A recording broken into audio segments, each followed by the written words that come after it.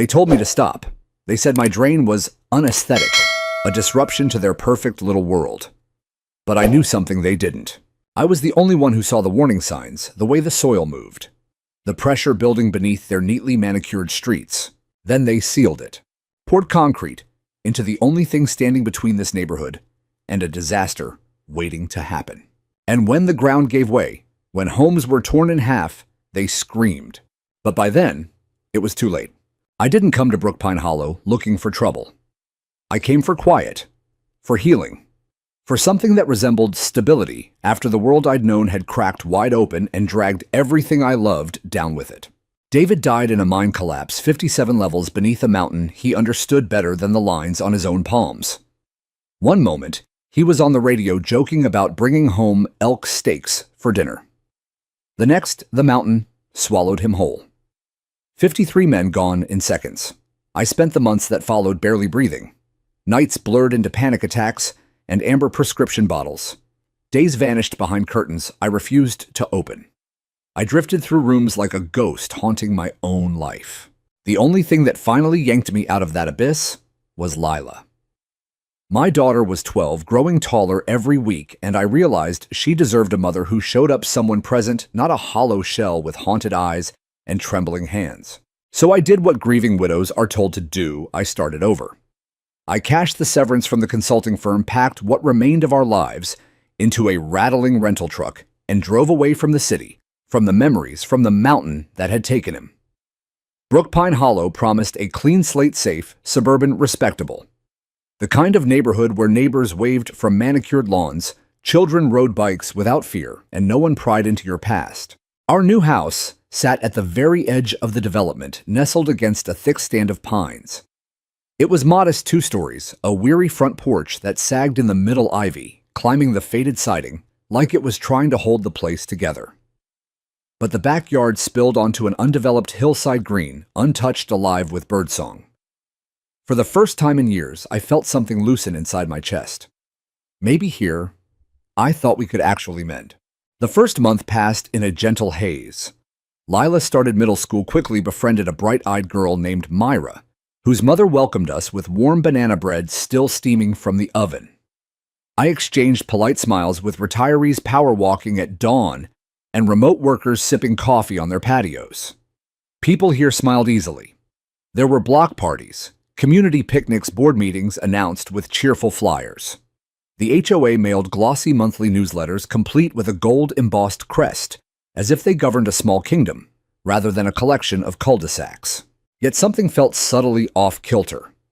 Too many rules for a place that advertised itself as peaceful and welcoming. The HOA dictated everything. The exact shade of mailbox paint, the permitted species of front yard flowers, the precise days trash bins could sit curbside, even the maximum height of holiday decorations. One neighbor received a fine because his American flag flew from an unapproved bracket. Another was scolded because her whimsical garden gnomes constituted non-compliant visual clutter. I kept my head down. I followed the guidelines. Old survival instincts die hard. Then came the first serious rain. I was sitting on the back deck nursing a mug of tea when I noticed the runoff gathering at the lower edge of the lawn. At first, it seemed harmless, just a shallow puddle where the ground dipped. But minutes later, it became a swift, insistent stream carving a muddy channel across the grass. I slipped on boots, grabbed a flashlight, and followed the flow downhill into the thicket where the subdivision ended and wild land began. That's when I saw it, a narrow concrete conduit, half buried under decades of leaves and vines, feeding into a grated inlet, nearly hidden by overgrowth. An old stormwater bypass, likely installed long before the neighborhood existed. I recognized the design immediately. I documented dozens like it during post-flood site assessments. Someone years ago had understood this hillside's temperament and built an escape route for excess water. The next morning, I submitted a records request to the city's planning department. 3 weeks later, the documents arrived. The conduit was noted in the original 1987 site plans, predating the HOA entirely. It was legal, functional, and judging by the silt patterns still carrying storm flow whenever the rains arrived. I began clearing it myself. Gloves spade hours on my knees, pulling out sodden leaves and tangled roots. I trimmed back the ivy-scattered gravel along the banks, To slow erosion, laid simple riprap stones to guide the current. Lila watched me with puzzled amusement. "Mom, you're acting like this is some secret science mission." I smiled, wiping mud from my cheek. Something like that. In truth, it was more than maintenance. It was reclamation. After years of distrusting almost everything, I still trusted gravity and water.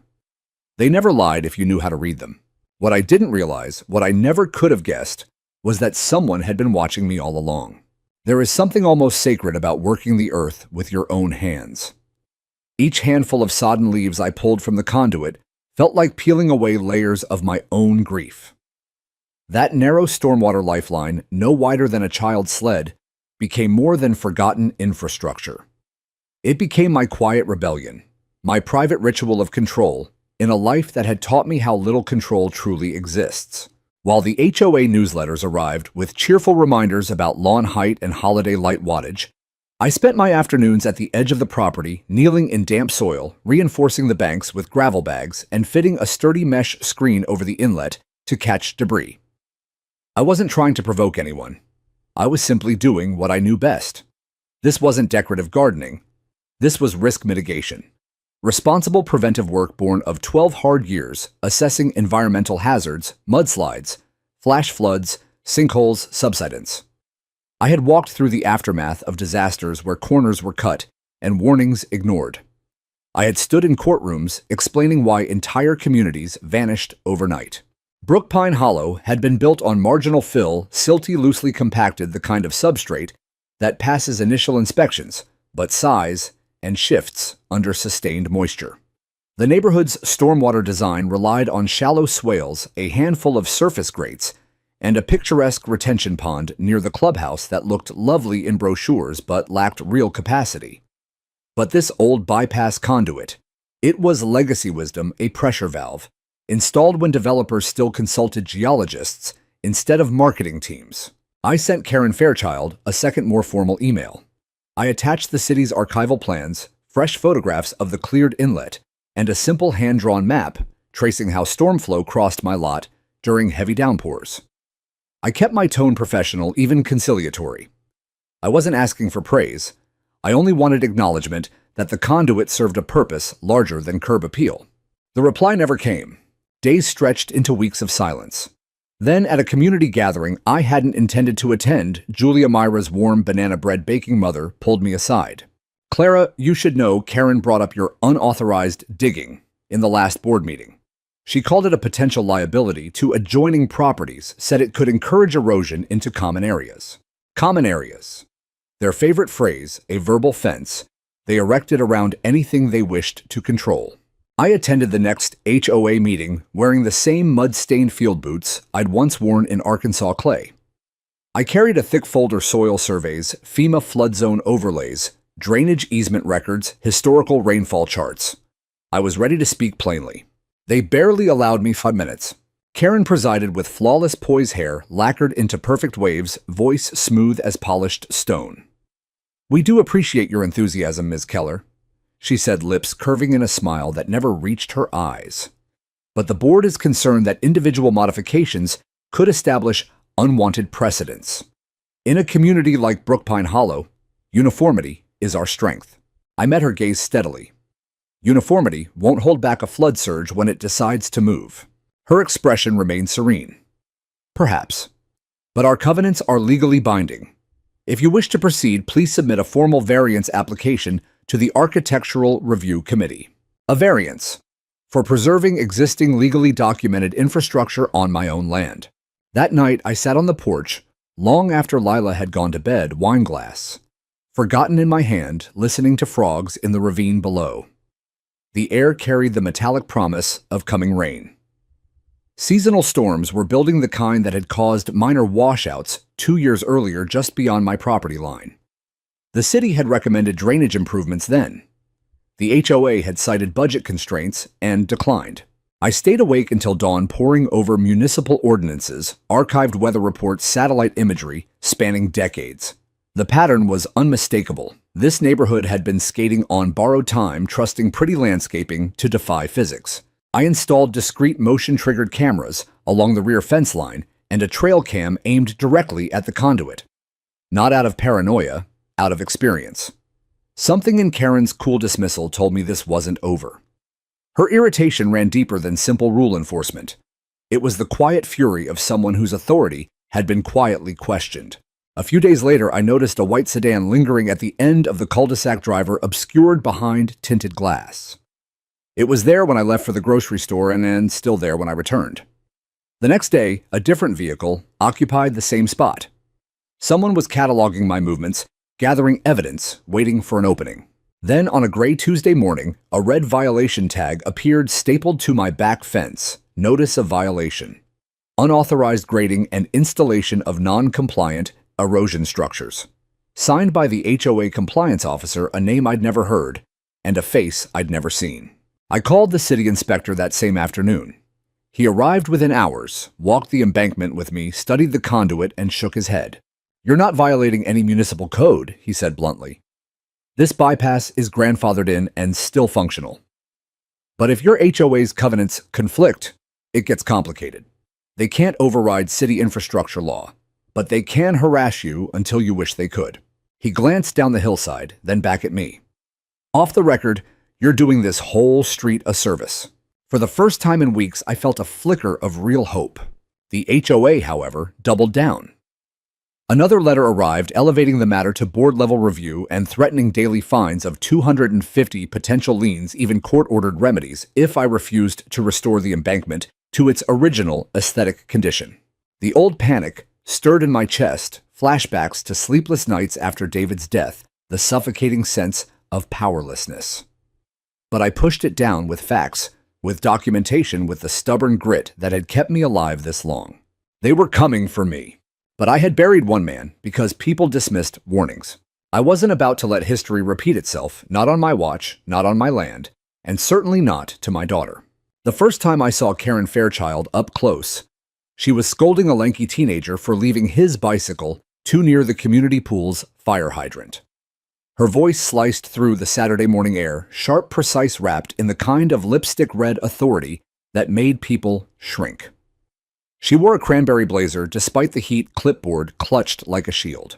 She noticed me watching from across the manicured hedge. For a heartbeat, our eyes locked. No warmth, only appraisal, as if she were slotting me into a mental file she intended to revisit later. "I don't believe we've been properly introduced," she said, gliding toward me with a smile that looked painful to maintain.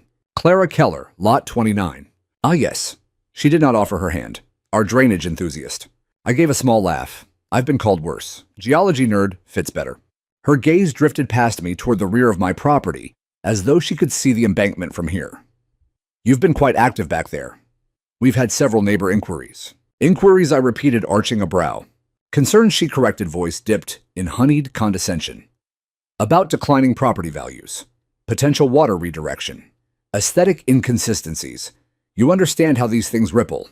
I felt my spine stiffen. I'd heard that tone before in corporate conference rooms where executives dismissed slope stability reports because the risk wasn't yet a liability. "I'm afraid I don't understand," I said evenly. "The conduit predates the HOA. It's documented in city records. It's performing its original function. If anyone would like to review the paperwork—" "Ms. Keller," she interrupted softly, "I'm certain you believe you're acting in the community's best interest. But here in Brookpine Hollow, we have protocols. We seek approval before altering shared visual corridors. It's my deeded parcel. Private ownership still falls under community standards," she replied, tapping her clipboard with a manicured nail. "Your alterations have not gone unnoticed." She handed me a glossy trifold pamphlet, Brookpine Hollow Visual Harmony Guidelines. Page 2 featured an approved front yard sculpture. Page 3 preached the gospel of slope preservation through natural cohesion. "Thank you," I said, folding it crisply. "I'll find a good use for it in the recycling." A muscle twitched at the corner of her jaw. From that moment, Karen made it her personal crusade to bring me to heel. Within days came the official request for voluntary adjustment, citing unsanctioned erosion control methods and disruption of landscape continuity. They demanded I remove the functional riprap stones, replace them with HOA-approved mulch cap, the exposed conduit, and oversee the embankment with grass to restore natural cohesion. It was absurd, dangerous. Grass roots wouldn't anchor saturated soil once the velocity picked up. The stones weren't decoration, they were engineered to dissipate energy and prevent scouring. I drafted a formal rebuttal diagram, citations from state stormwater manuals, photographs, even a reference letter from a former colleague who still worked as a certified hydrologist. I sent copies to the city planning office and to Karen's board email. Karen did not acknowledge the science. Instead, the fines began. A certified letter arrived announcing daily penalties, $250 for every day the embankment remained non-compliant. I had 10 days to remediate or face escalation. I started a dedicated binder, thick with time-stamped photos, correspondence, video stills. Old habits from disaster litigation document everything until the truth becomes bulletproof. Karen's campaign grew bolder. I spotted her touring my rear fence line, with Douglas, a board member whose comb-over gleamed under the sun and whose gold watch flashed every time he gestured. They pointed, whispered, snapped pictures. Within hours, anonymous posts appeared on the HOA portal. Blurry images of my riprap captioned, "Is this even legal?" and "Potential safety hazard behind lot 29. I refused to engage online. Public tantrums were what they wanted. I stayed silent, watchful, and kept reinforcing the banks. Meanwhile, the weather shifted. Late summer humidity thickened the air until it felt like breathing soup. Thunderheads stacked every afternoon, rumbling over the ridges. I checked forecasts, obsessively tracked rainfall totals, felt the ground growing heavier beneath my boots. Then came the final notice of non-compliance via certified, mail-cold bureaucratic language warning that continued defiance could lead the board to exercise its authority to rectify the matter directly. I read it aloud to Lila at the kitchen table while she finished her math homework. "What does that mean?" she asked, eyes wide. "It means they might send people onto our property to undo my work themselves." Can they really do that? They believe they can. I stayed home that Friday, instinct buzzing like a warning light. At 11:47 a.m., I heard the low growl of a small utility truck. From the upstairs window, I watched two workers in high-vis vests unload sacks of mulch and a wheelbarrow. Karen stood at my property line, in her signature blazer, arms folded, supervising like a general overseeing a siege. I was out the back door in seconds, deed and city documents already in hand. "Stop," I said, stepping directly between the workers and the embankment. My voice was calm, but it carried. The men hesitated, looking to Karen. "She's in violation," Karen said smoothly. "The board is authorized to restore the landscape under Section 6.3. This embankment is on my surveyed lot," I replied. "You are trespassing." Karen's eyes narrowed to slits. "You've been given ample opportunity, Ms. Keller. You chose defiance. And you're choosing a lawsuit," I said, phone already recording. The city attorney's office was on speed dial. The workers shifted uncomfortably. After a tense standoff and my quiet promise to involve law enforcement, they reloaded their truck and left. But as Karen turned to go, she delivered one final barb. "You're endangering the entire community with your obstinacy." I watched storm clouds massing on the horizon. "No," I said quietly, "you are." The standoff in my backyard lingered in the air like smoke after a fire, acrid, impossible to ignore. Karen retreated that day, but I knew it was tactical. People like her don't surrender ground. They regroup, redraw battle lines, and wait for the perfect moment to advance again. For a handful of days, the neighborhood slipped back into its polished routine. Sprinklers hissed across emerald lawns at dawn. Kids zipped down sidewalks on scooters. Lila dove into the new school year chattering about tryouts for the fall play and begging me to let her join. On the surface, everything looked serene. Underneath, tension coiled tighter.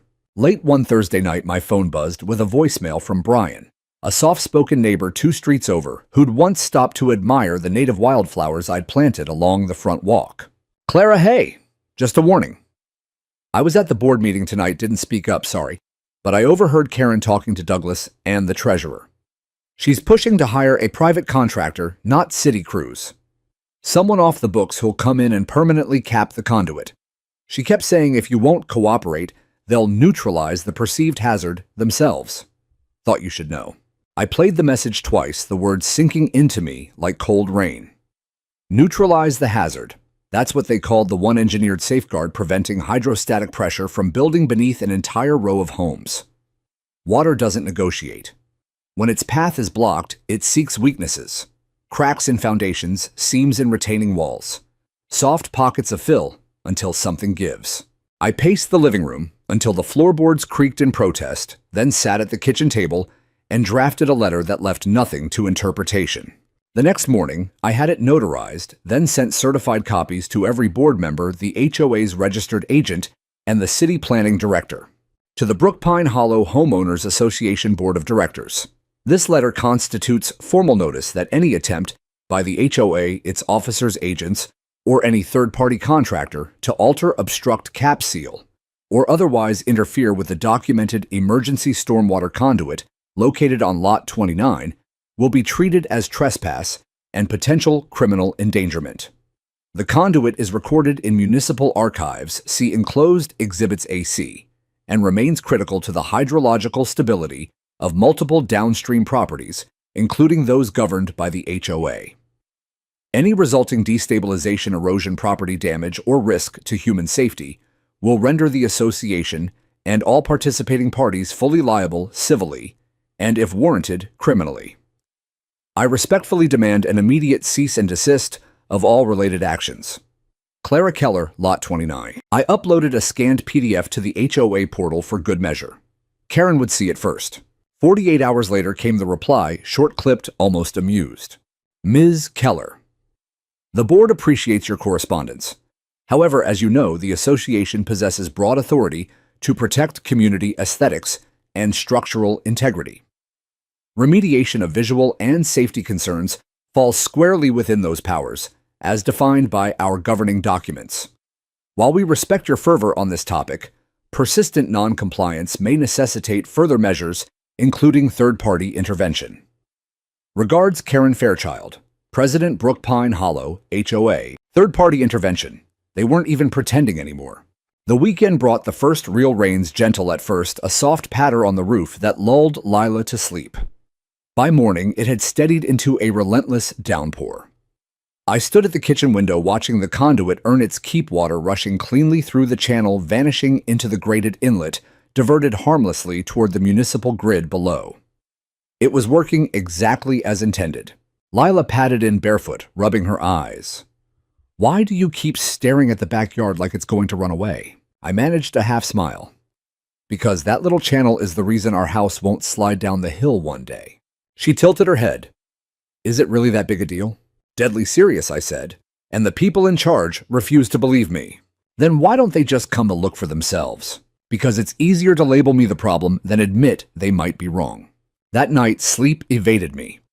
Every gust of wind, every creak of the house set my nerves jangling. Around 2 a.m., I saw movement, outside headlights, briefly sweeping the cul-de-sac, then cutting off. I rushed to the back window in time to catch a shadowed figure near the embankment. I flipped on the floodlight.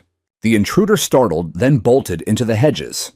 By the time I reached the door and shouted, they were gone, leaving only scuffed footprints and a scattering of displaced gravel. The mesh screen I'd secured over the inlet had been yanked free. 2 mismatched concrete pavers lay stacked crudely beside the opening as if someone had begun blocking it and fled when the light came on. Cheap, improvised materials. Not HOA approved. Just whatever had been grabbed in the dark. The intent was unmistakable. They were testing the waters literally and figuratively. Next time, they wouldn't stop at half measures. Next time, they'd come prepared. I didn't hesitate. The following morning, I called Rebecca, an old colleague from my consulting days, who'd pivoted into HOA and infrastructure negligence law. We hadn't spoken in years, but when I laid out the timeline, the threats, the midnight tampering, she cut me off mid-sentence. If they pour concrete into that conduit, she said, the next significant storm cycle turns this into a textbook negligence case. Especially with your documented warnings. They'd be handing plaintiffs a golden ticket. I've got everything archived. Good. Then let them try. Just make sure every camera is rolling when they do. But what if the damage happens before any judge hears it? A pause on her end. Then we skip the courtroom cue. We go public city council television news viral footage. HOA empires crumble fastest in daylight. She was right. They wanted this buried quietly. I was done staying quiet. By Monday, my kitchen had transformed into Command Central topographic maps, pinned to corkboard drone photos, annotated in red marker color-coded risk zones. Lila helped me highlight during her study hall. Every report email and photograph from the past months was organized into tabbed sections. This wasn't obsession. This was evidence. This was survival. I drove to City Hall at opening time, binder under my arm, raincoat still damp. I asked for Jared Lang, the assistant director of urban planning I'd corresponded with months earlier. He met me in the lobby, Thai SQ coffee in hand, clearly surprised by the unannounced visit. "Ms. Keller, this about the HOA dispute." "No," I said, sliding the binder across his desk once we were in his office. "This is about an imminent geotechnical failure, one that's being deliberately provoked." I walked him through it page by page, the historical conduit, the midnight paver attempt, the HOA's work order threats, the prior washout incidents the board had ignored. I played the trail cam clip of the neon-vested figure tampering under cover of darkness. Jared's face grew paler with every slide. "You have credible reason to believe they'll try again.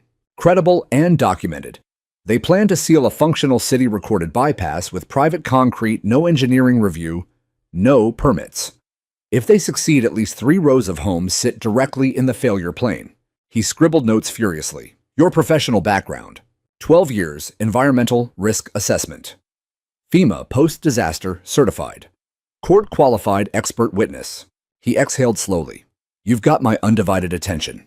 When I left an hour later, an internal memo was already circulating to Public Works, Legal, and the city engineer. Jared promised formal outreach to the HOA within days. It wasn't a guarantee, but it was leverage, a crack in their armor. That evening, another notice appeared taped to my front door, bold red lettering, HOA seal gleaming. Final enforcement action. Within 72 hours, the association intends to remediate unapproved modifications at Lot 29 pursuant to Section 9.1 of the CC&Rs. A special hearing is scheduled for Thursday, 7:00 p.m., Community Center. Attendance optional. Optional. They were offering me a stage they assumed I'd either refuse or implode upon. They really didn't know me at all. That night, I built my presentation slides, handouts, laser pointer, the works. I recruited Brian as a witness. Julia volunteered moral support and homemade cookies. Lila helped me label exhibits until her fingers were smudged with highlighter ink. By Thursday evening, I was ready not to beg, not to rage. Just to speak the truth, they couldn't rebut with bylaws or clipboards. And this time, the room wouldn't be empty. Thursday night arrived with a charged stillness in the air, the kind that precedes a storm you can feel in your bones. The community center's meeting room was unusually crowded. Whispers rippled through folding chairs as neighbors filed in, some curious, others openly skeptical. Word had traveled fast. The drain lady was finally going to speak. Karen opened proceedings with her trademark velvet assurance, microphone in hand, cranberry blazer, impeccable. "Tonight we address an ongoing compliance matter at Lot 29, she announced. "Out of fairness, Ms. Clara Keller has been granted time to present her views before the board proceeds with necessary remediation." I walked to the lectern without hurry, plugged in my flash drive, and waited for the projector to wake. The first slide appeared a high-resolution satellite overlay of Brookpine Hollow with arrows tracing stormwater pathways in electric blue. The room quieted. "I'm not here to attack the board or anyone in this room," I began, voice steady. "I'm here because I've watched good people die when warnings were dismissed as inconvenient. My husband was one of them. I will not stand by while the same thing threatens my daughter or any of yours." I moved through the evidence, methodically historical plans, showing the conduit in 1987, recent photos of the cleared inlet soil borings indicating poor compaction, FEMA flood risk layers, rainfall trends climbing year over year. Then the midnight trail cam footage, grainy but unmistakable, of a figure tampering with the mesh screen. Finally, I held up the freshly stamped city memo. Jared had expedited a formal request that all existing drainage infrastructure remain unaltered, pending full engineering review. Gasps flickered through the audience. Douglas squirmed in his seat. Karen's smile froze. Julia stood first. "Quick question," she said sweetly. "Is our HOA insurance equipped to handle landslide claims if this goes wrong?" Murmurs swelled. Someone else asked about personal liability for board members. Another demanded to know why the city's prior remediation recommendation had been ignored. Karen thanked me with clipped politeness, promised deliberation, and ended the meeting early. I left feeling the shift, small, fragile, but real. For the first time, doubt had entered the room. 2 cautious days passed. No trucks, no new notices. My cameras recorded only squirrels and evening deer. I allowed myself a sliver of hope perhaps the public scrutiny combined with the city's memo had forced a pause. Then Saturday morning shattered the illusion. I was upstairs folding laundry when the deep rumble of heavy tires reached me. Not the landscaper's light trucks, this was diesel deliberate. I rushed to the window. A white flatbed had backed up to my rear fence. 2 workmen in dusty overalls unloaded sacks of quick-set concrete, a portable mixer, and a stack of forming boards. Karen stood at the property line, arms crossed, surveying the scene like a project manager on deadline. I didn't bother with shoes. I flew down the stairs out the door across wet grass, binder and phone already in hand. "Stop this immediately," I shouted, planting myself between the workers and the embankment. The taller man glanced up, wiped sweat from his brow, and fished a folded paper from his pocket. He handed it to me without a word. It was a work order on HOA letterhead signed by Karen that morning. Work order, emergency, aesthetic, and safety remediation, location, rear embankment, lot 29. Scope permanently seal, and cap, non-compliant, drainage structure per section 6.3. Authorized, Karen Fairchild, President. My throat tightened. This conduit is city-documented infrastructure. Sealing it violates state stormwater statutes. You pour 1 bag of concrete and you're personally liable for whatever happens next. The worker shrugged. "Ma'am, I just do what the ticket says. Boss lady over there is paying cash today." I started recording wide-angle capturing truck plates, faces the mixer already whirring. I recited aloud the municipal code sections they were about to break. Karen stepped forward. "You've exhausted every avenue, Ms. Keller. The board has voted. Stand aside." "No." The shorter worker hesitated, but the taller one began shoveling mix into the hopper. Gray slurry churned. I dialed 911 on speaker, reported active trespass and imminent public safety endangerment. The dispatcher promised a unit en route. Karen's composure cracked for the first time, eyes flashing real anger. "You're making this so much worse than it needs to be. You're the one pouring concrete into a storm drain," I shot back. Sirens wailed faintly in the distance, but the workers moved faster, wheeling the first load toward the inlet. I physically blocked the path, arms out, heart pounding against my ribs. The taller man paused again. "Lady, I got kids too. I don't want trouble." "Then don't be part of it," I said. Police arrived minutes later, 2 patrol cars blocking the cul-de-sac. The officers reviewed my deed survey, the city memo, the work order. After tense radio consultation with a sergeant, they informed Karen the job could not proceed without municipal sign-off. The workers packed up under watchful eyes and left with half their materials unused. Karen lingered longest, face pale beneath flawless makeup. As the last truck pulled away, she met my gaze across the fence. "This isn't finished," she said quietly. I held up my phone, still recording. "No," I replied, "it's only beginning."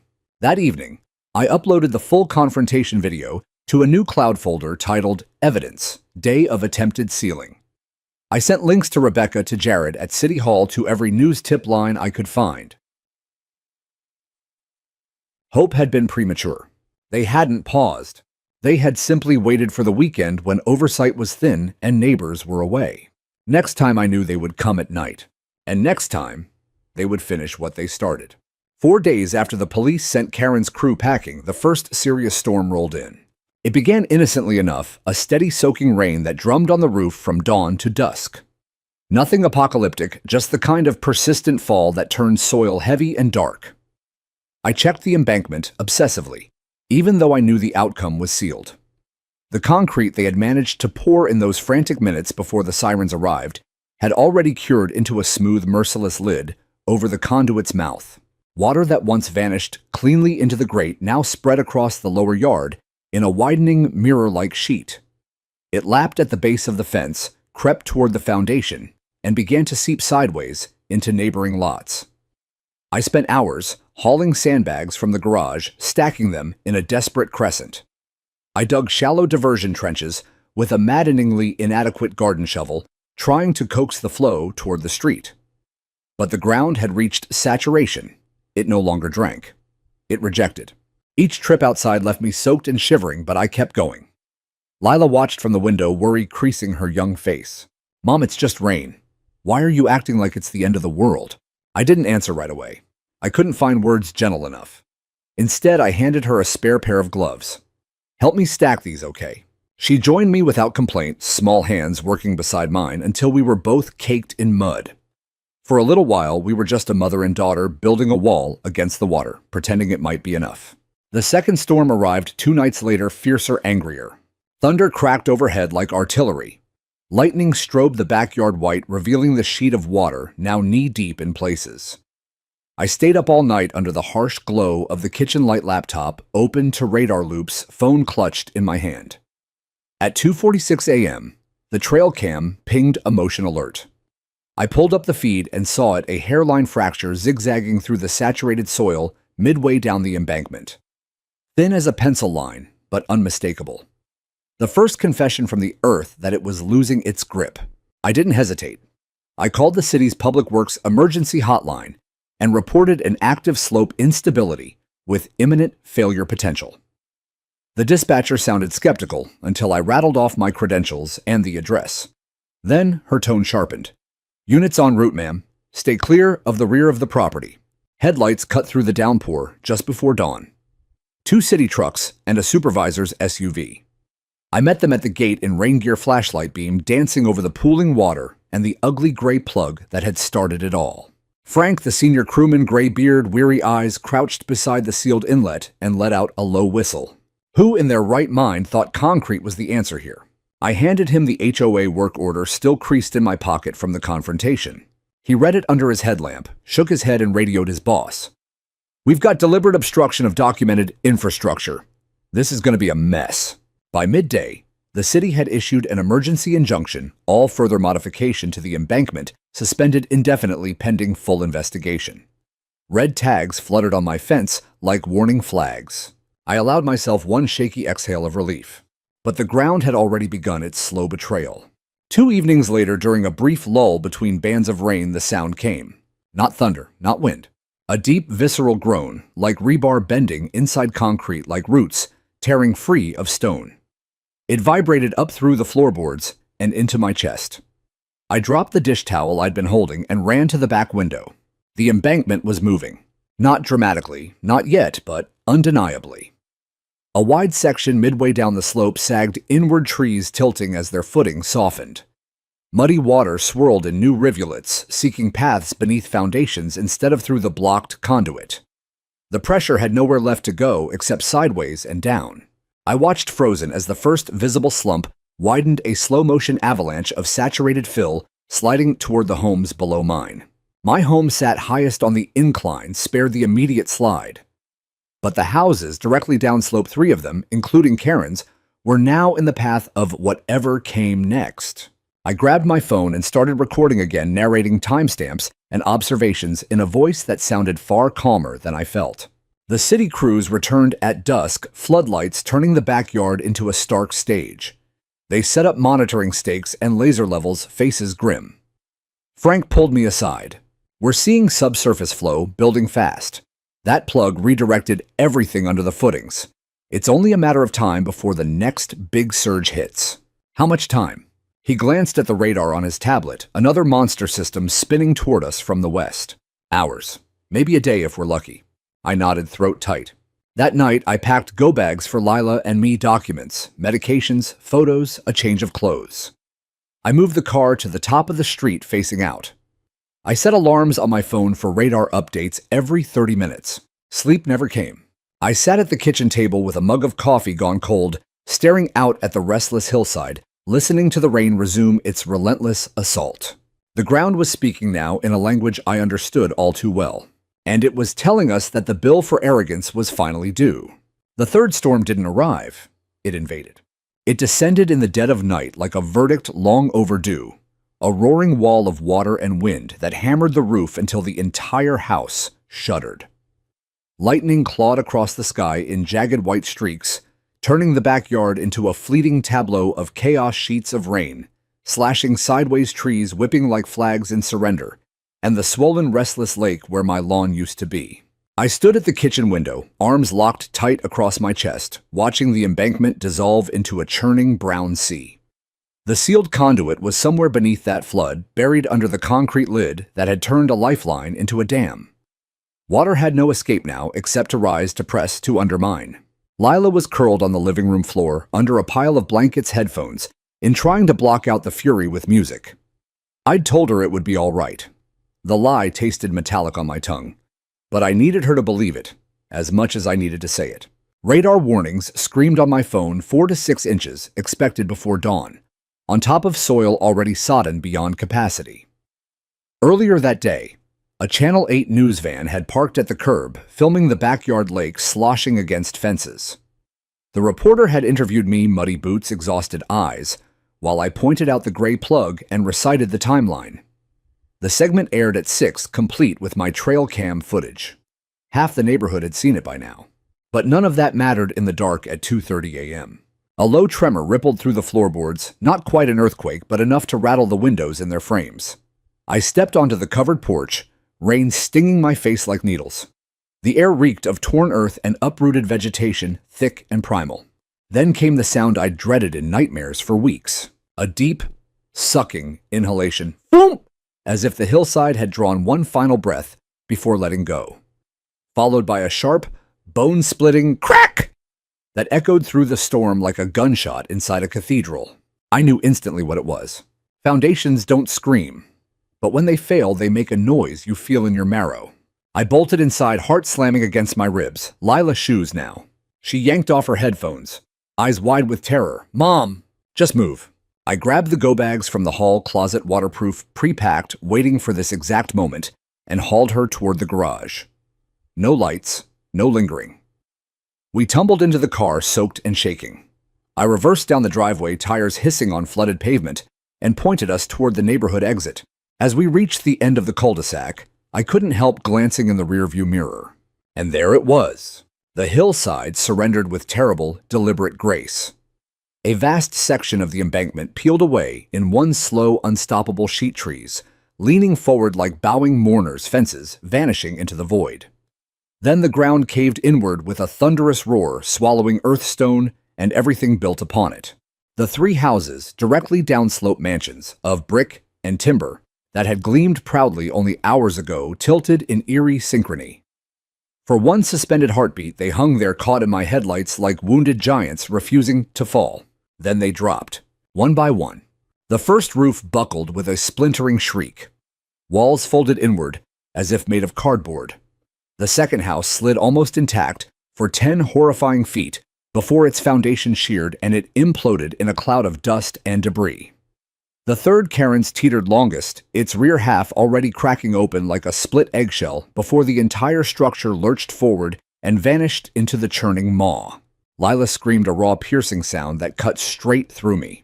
I reached across the console and pressed her head to my shoulder, shielding her eyes, even as mine stayed locked on the mirror, until the scene dissolved into darkness and rain. We drove through flooded streets to the middle school gymnasium turned Red Cross shelter. Dozens of families were already there, dazed neighbors wrapped in foil blankets, clutching whatever they'd managed to save. The air smelled of wet clothes and instant coffee.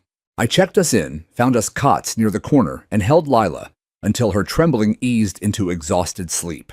Only then did I let myself look out the high windows toward the ridge where our neighborhood used to sit whole. Sirens wailed in the distance, growing fainter as they converged on the ruin. Karen was there too.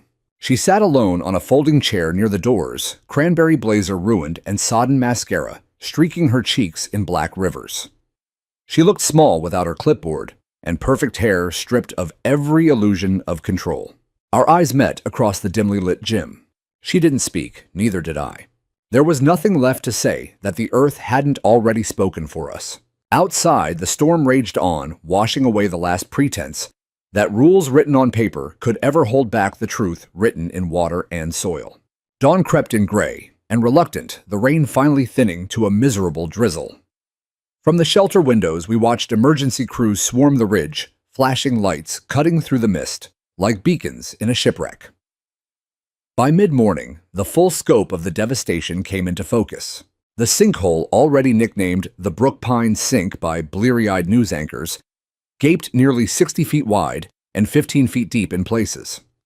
It had devoured the entire lower embankment, a chunk of the cul-de-sac, and the backyards of 3 homes. One house had fractured clean in half, its severed halves splayed like a broken toy. Another had slid bodily into the void and disintegrated. Karen's residence hung on the lip, its rear half sheared away, exposing bedrooms and a kitchen frozen mid-collapsed drawers, hanging open a child's bicycle, dangling absurdly from a fractured floor joist. City engineers, FEMA teams, and geotechnical specialists arrived in waves. Yellow tape cordoned off the danger zone. Drones hummed overhead, mapping the scar. Every expert who walked the site repeated the same grim assessment: the failure originated at the sealed stormwater conduit. The concrete plug had forced subsurface flow beneath foundations, building hydrostatic pressure, until the saturated fill liquefied and gave way. Just as I had warned, just as they had ignored. The HOA's first public response was a carefully worded email blast, an unforeseeable natural event triggered by extreme weather. They expressed deep sympathy and promised to work closely with insurers and authorities. But the evidence was already everywhere: my video circulating on every local station, the work order with Karen's signature, the city's ignored memos, the trail cam footage of the midnight tampering. By evening, the story had gone regional. Reporters camped along the main road, live trucks beaming images of the chasm to living rooms across the state. My phone buzzed nonstop, interview requests, messages from strangers in other HOA neighborhoods sharing their own battles.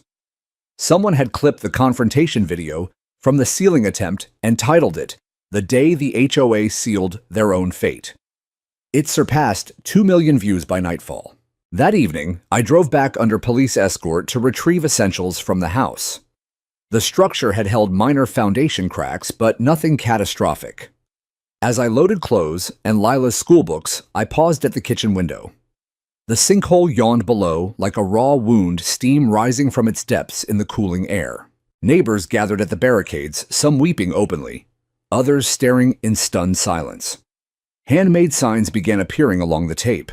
"You buried the truth. Who pays for this? Drain the board, not the hill." I spotted Marcus, an old colleague from my consulting days, among the surveying crew.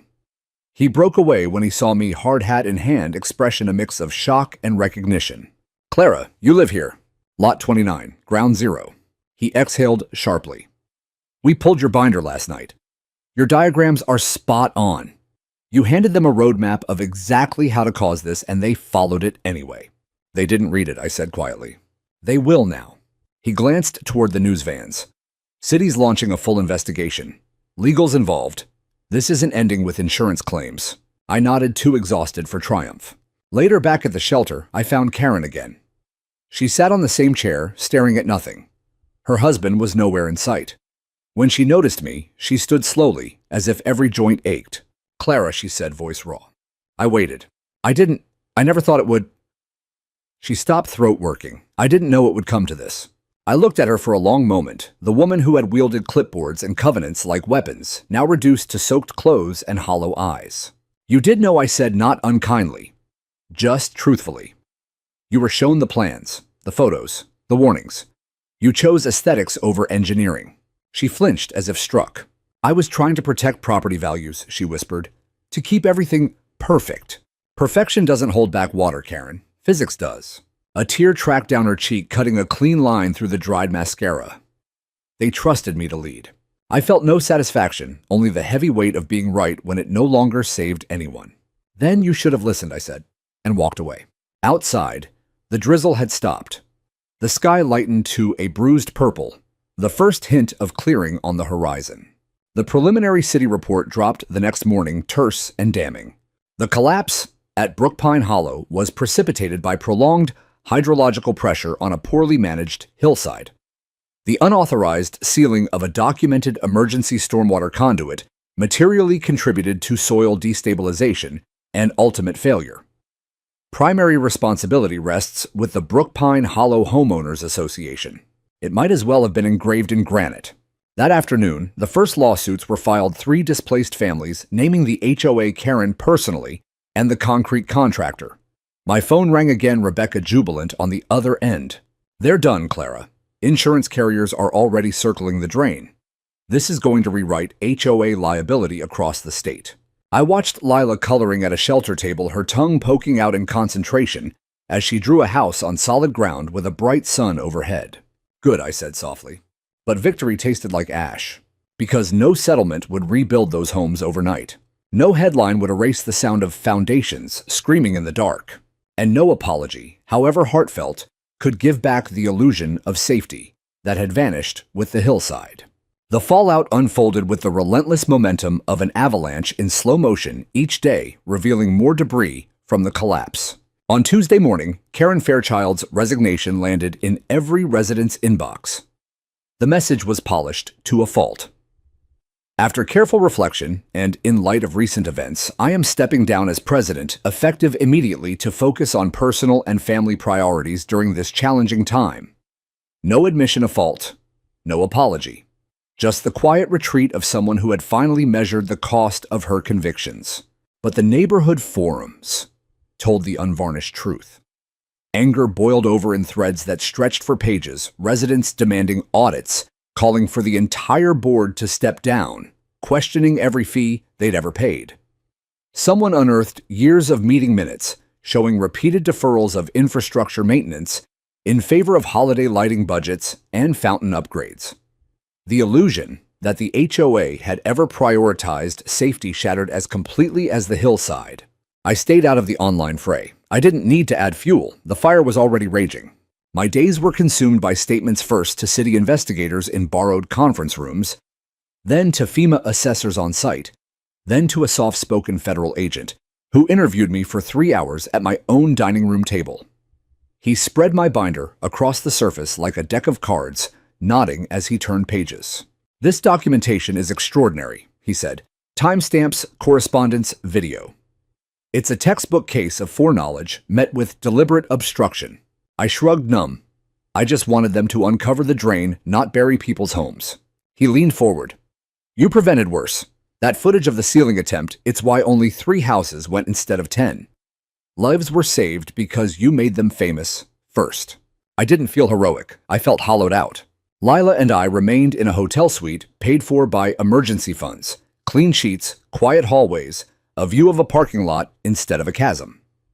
Minor cracks in our foundation required reinforcement before the city would clear reoccupancy.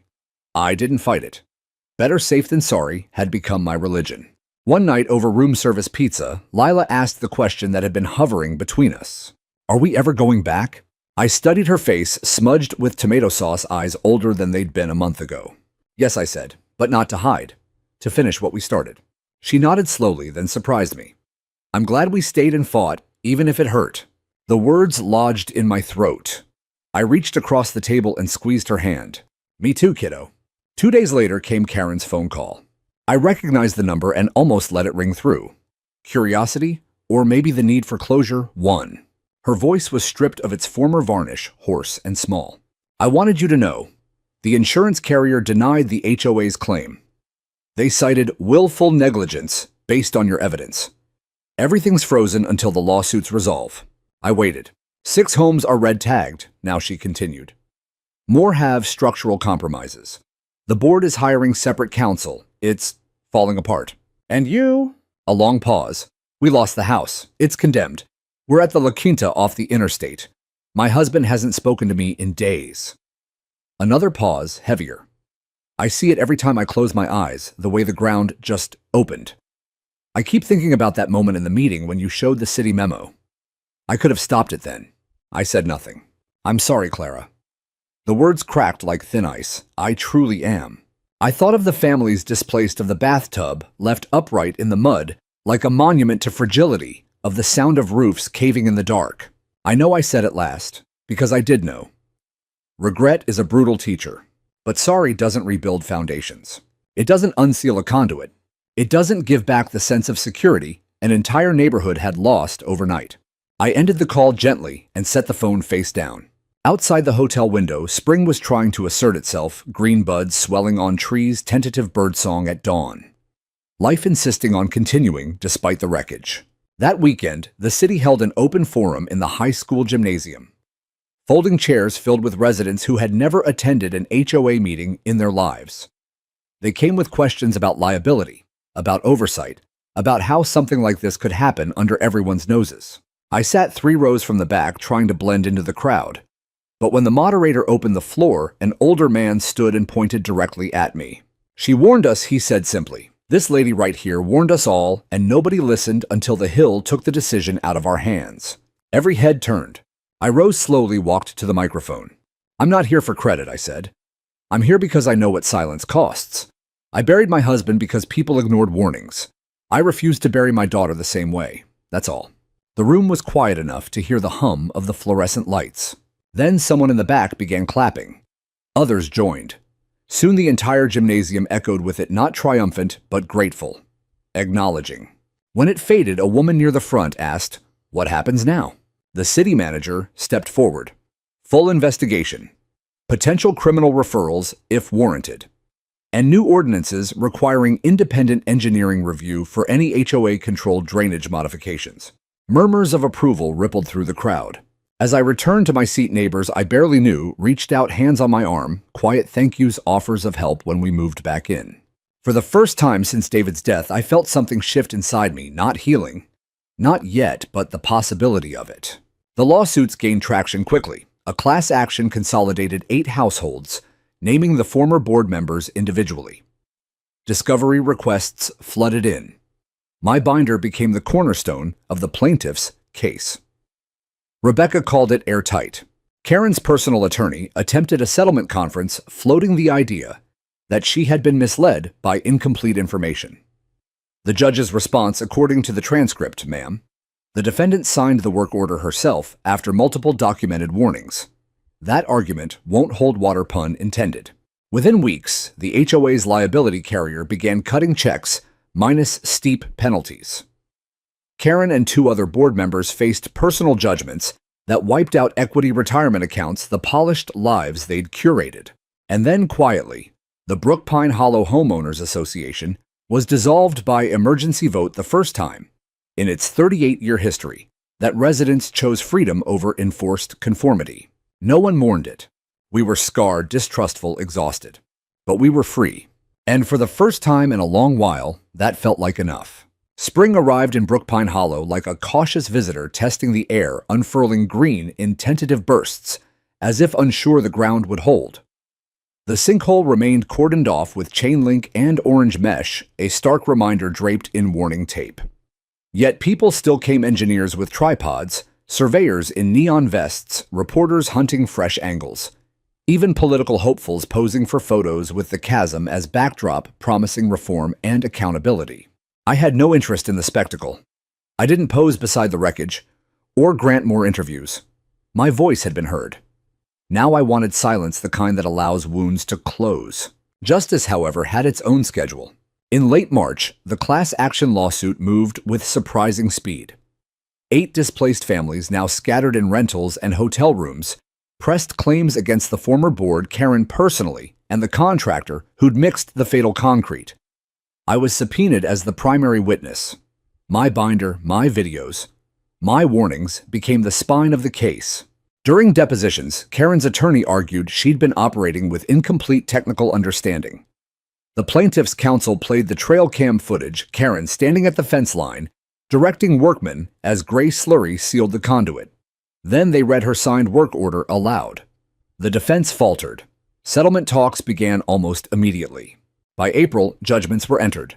The HOA's insurer, after months of stonewalling, was compelled to pay out minus substantial penalties for bad faith. Karen and 2 remaining board members faced personal liability that stripped homes' savings, the curated lives they'd guarded so fiercely. The contractor filed bankruptcy.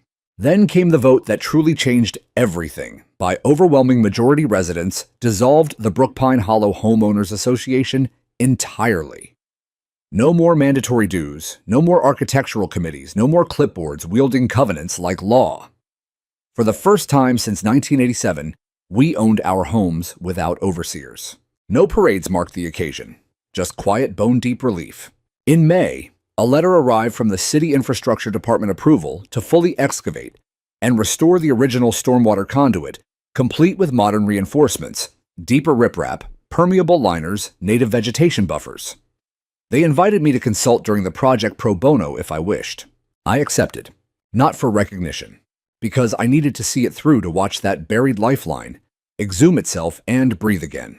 The morning the crew broke the concrete cap, I brought Lila with me. We stood at a safe distance in fresh boots, watching the excavator claw away the hardened plug like peeling a scab from healed skin. Gray chunks tumbled aside, revealing the rusted but intact mouth of the old channel. Water, sensing freedom, began to trickle in immediately, a soft, grateful flow. One worker, a young man with a sun-weathered face, tipped his hard hat to me. "This one's been waiting a long time, ma'am." Lila squeezed my hand. "It's like the hill is sighing." I smiled, eyes stinging, exactly like that. That evening, we sat on the restored porch, foundation repairs complete, house officially cleared, with mugs of cocoa cooling between us. Frogs had returned to the lower ravine, their chorus rising as dusk settled. Fireflies winked above the new grasses. Lila sprawled beside me, sketchbook open, doodling fantastical versions of the day, me in a cape and hard hat, the excavator as a friendly dragon breathing water instead of fire. She paused, her pencil. "Do you think anyone will ever forget what happened?"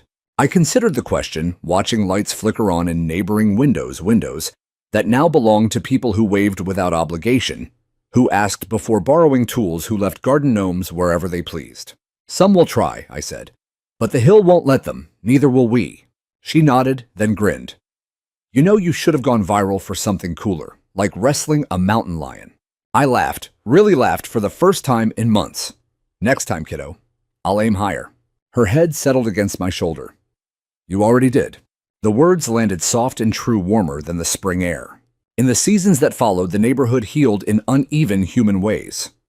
New fences rose mismatched heights, varied colors built by neighbors helping neighbors. Gardens bloomed without approval forms. People lingered on sidewalks, trading stories instead of violation notices. Trust grew slowly, like roots finding purchase in disturbed soil. One twilight, I walked alone to the restored embankment. The city had installed a discreet plaque beside the reinforced channel. Community Hydrological Safety System. Preserved and maintained in partnership with local residents. No names, no mention of battles or collapse. Just acknowledgement that we had listened to the land, to warnings to one another. I rested my hand on the cool stone lining and whispered into the gentle flow. "You're free now. Run where you must. No one will silence you again." Because we had finally learned the hardest lesson. Pressure ignored too long always finds release. Truth, like water, carves its own path. And when it flows unchecked, it can wash away illusions, or it can nourish new growth. In Brookpine Hollow, we chose the latter. We stood on ground that had shifted beneath us, scarred but stable.